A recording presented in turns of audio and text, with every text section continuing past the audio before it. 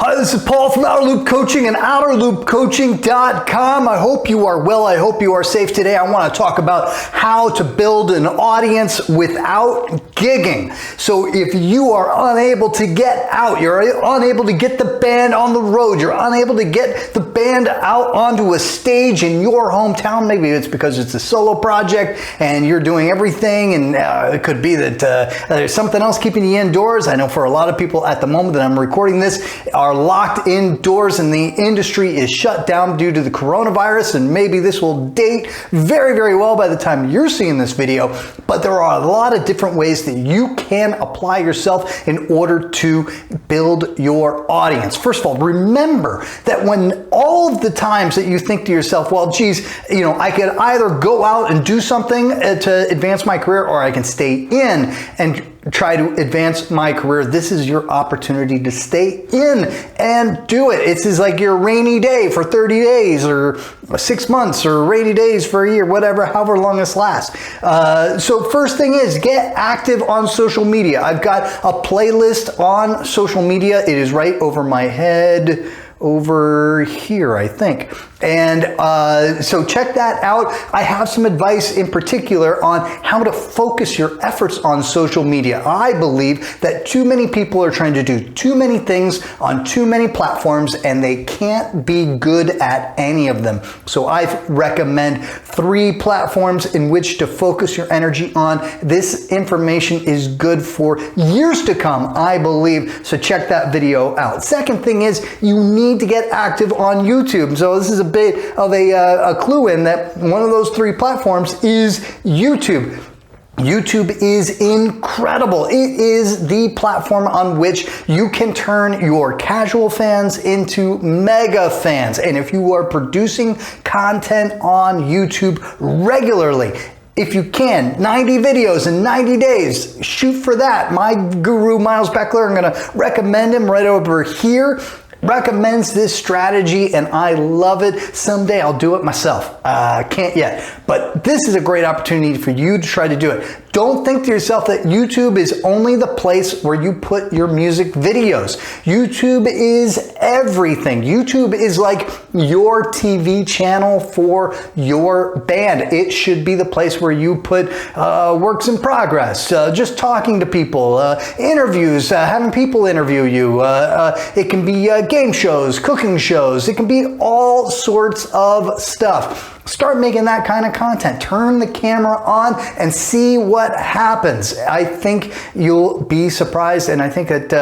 you know, especially when you're somebody who's attractive, who's charismatic, you are going to build an audience that way. So consider doing it. Another thing you can consider is other video platforms. Another one of my favorites is Twitch. Now, Twitch has been a platform that has been popular with the gaming community for a few years now, and it's only now starting to evolve to include other types of content. Poker, but also like podcasts are starting to get on there, and I think it's a great place for musicians to get on there to promote themselves and build an audience as well. And if you get in early, and it's still early on Twitch, you can start building an audience that will stick with you, and you will grow as the platform grows. Obviously, the streaming platforms, this is where you got to focus a lot of your energy as well. Try to build playlists on Spotify. Get yourself onto playlists. Reach out to playlist creators. Apple Music, YouTube Music is growing and growing on a daily basis. These are places where you can start to build an audience by being active on it in terms of sharing the links to your songs, sharing the links to your playlists, sharing the links to just your artist profile pages on these platforms, on all your social media platforms, finding ways to promote yourself on forums like Reddit and Quora and things like that when it's appropriate. You've got the time. Take advantage of it. Get yourself out there. You're firing the internet is almost what you're doing. And keep in mind that all of those platforms are powered by algorithms. These algorithms need to see that your songs are associated with other songs that people are listening to in order to bring your song onto the types of playlists and recommend to people who like bands that are just are being associated, that you're being associated with. That can happen in terms of playlists. I think that's one of the best ones. But also when somebody is listening to an artist that they love and then they go, no, I'm going to listen to this person next. That's the sort of thing that's going to trigger an algorithm as well. And each network has its different thing, and all those algorithms are secret, and most of the time, even the platforms themselves don't know exactly how they work. So another thing that you can take advantage of this time when you're not gigging to build your music business network, build the people that you have connections with. This is an awesome time to be reaching out to people who are at the same level as you are or one level above, if that makes sense. The idea that they're just one level above you in your career. Don't try to contact the president of Atlantic Records. It's just not going to go anywhere. But if you're going to somebody who is a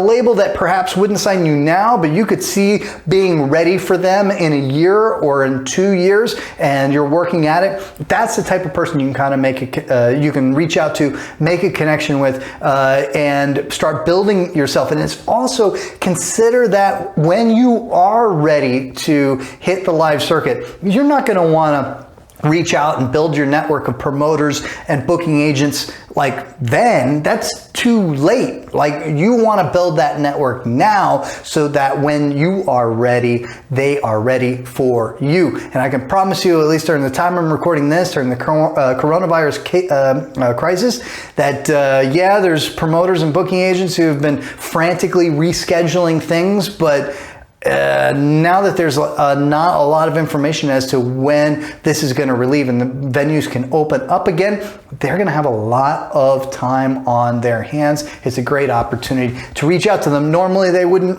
reply to an email. Right now they might. But even not during the crisis, if you're not touring, don't think that you're waiting until okay, now we're ready to tour, now I'll make a connection with a handful of promoters.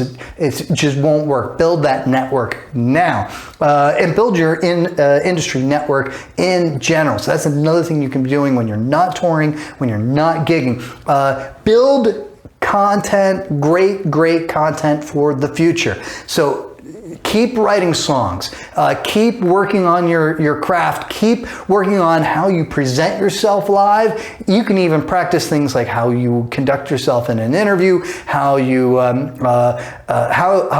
ability to write your own bio. You can get good at things like digital marketing. There's all sorts of things you can be doing when you're not gigging. I recommend them all.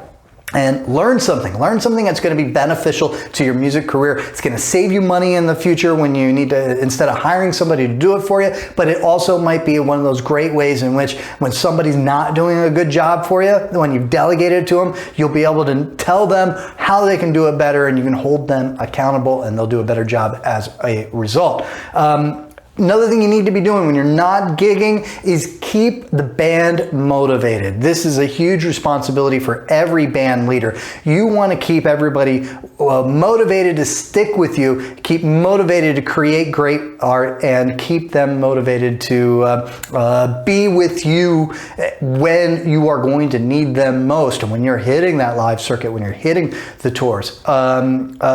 So getting and keeping morale high is a challenge. I've talked before about how one of my favorite things to do is to always have 2 next things so that everybody's motivated to stay with you and keep creating to get to that next really awesome thing. It could be like a festival appearance and then a tour in a country that you've never been to before. It could be a recording session with a producer that everybody's a fan of. It could be a chance to collaborate with musicians that you admire, or songwriters that you admire, things like that. And always having 2 of them so that when one thing has happened, you always have 2 more things ready to go for the next thing to keep people motivated to stick with you. Now, when you take out all of the touring, you take out all of the gigging from those possible motivators, it can be detrimental. So you got to get a little focused. Think about things like collaboration. Think about things like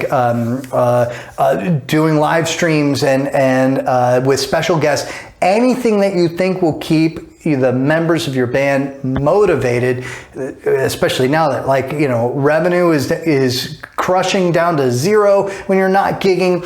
So people are like, hey man, I'm not making any money. What am I going to do? Maybe I shouldn't even stick around with this. Well, there's other ways to keep them motivated, and sometimes having some really cool stuff in the future is a way to go. So get on Skype with them, get on Zoom, and talk all the time. Keep the communication lines open. Keep everybody's morale high and keep them motivated. So these are all things that you can be doing and doing successfully to move your career forward and build your audience while you are not gigging. So remember to focus on all these things. When you wake up in the morning, this is going to get tough. It can be tough when you don't have another gig to keep yourself motivated for. So, you know, just always setting some goals and trying to achieve them, the things that you do have control over, those are the things that you should be focusing your energy on. All right, so quick video. That's it. I'll see you. Stay safe. I'll see you in the next video.